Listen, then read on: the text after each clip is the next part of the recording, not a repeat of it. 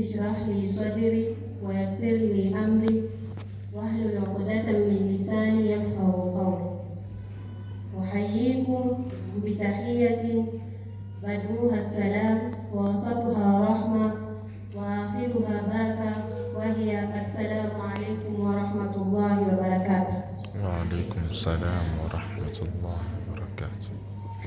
Ama mimi kwa leo nitazungumzia kuhusu mwanamke kabla ya Uislamu na mwanamke baada ya Uislamu.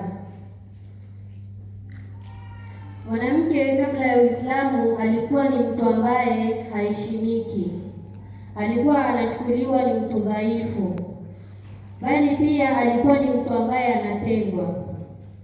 Lakini Uislamu ulikuja ukamfadhilisha huyu mwanamke. Kitu ya kwanza, mtoto wa kike, mtu alikuwa akipewa bishara kwamba amepata mtoto wa kike, alikuwa anakuwa mnyonge. Na Allah subhanahu wa ta'ala anasema katika Qur'an, wa idha bushira ahaduhum bil untha dhalla wajhuhu muswaddan wa huwa kadhib. Alikuwa akipewa mmoja wao kwa bishara kwamba amepata mtoto wa kike, alikuwa anakunja uso, anaona kama ni udhalili. Yatawara min alqawmi min su'i ma bushira bihi ayumsikuhu ala huni am yadsuhu fi turab ala saa ma yahkumun. Anajifikiria, je, niishi naye kwa unyonge ama nimzike?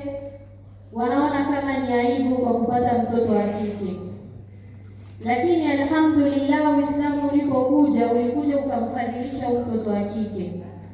Kwanza Uislamu ulipokuja ulianza kwa kumstiri huyu mtoto wa kike.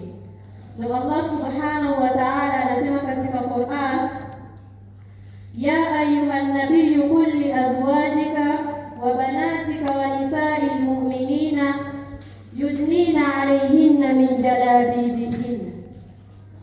Ewe mtume wa Mwenyezi Mungu, basi niambia wake zako na wanawake waumini wateremshe jilbabi zao. Allah subhanahu wa ta'ala alianza kutustiri sisi watoto wa kike ili thamani yetu kuwa juu. Ndio tunaangalia katika Qur'an tumeletewa suratul Nisa, bimaana tumefadhilishwa na Allah subhanahu wa ta'ala. Kitu ya pili, katika ujahilia mtoto wa kike watu walikuwa hawezi kumrithisha kwa mali, kwa sababu wanasema mtoto wa kike hawezi kurithi kitu chochote, kwa sababu hawezi kwenda vita akashika panga akapigana, kwa hiyo ni mtu dhaifu. Lakini Allah subhanahu wa ta'ala, Uislamu ulipokuja katika Qur'ani, Allah subhanahu wa ta'ala anasema, الرجال قوامون على النساء بما فضل الله بعضه على بعض وللنساء نصيب مما ترك الوالدان والأقربين. Basi Allah subhanahu wa ta'ala anasema huyu mtoto wa kike katika fungu la wazazi wake ana kitu yake ya kurithi kwa kile kiwango ambacho Allah subhanahu wa ta'ala amemwekea. Bimaana Uislamu ulipokuja ulimpa huyu mtoto wa kike nafasi ya kuweza kurithi katika mali. Kitu ya tatu, mtoto wa kike alikuwa akiwa katika hedhi, alikuwa anatengwa, anapelekwa porini, wanasema kwa sababu ni mchafu, hawezi kupika, hawezi kufanya kitu chochote. Lakini Uislamu ulipokuja, Allah subhanahu wa ta'ala anasema katika Qur'an, وَيَسْأَلُونَكَ عَنِ الْمَحِيضِ قُلْ هُوَ أَذًى فَاعْتَزِلُوا النِّسَاءَ فِي الْمَحِيضِ وَلَا تَقْرَبُوهُنَّ حَتَّى يَطْهَرْنَ.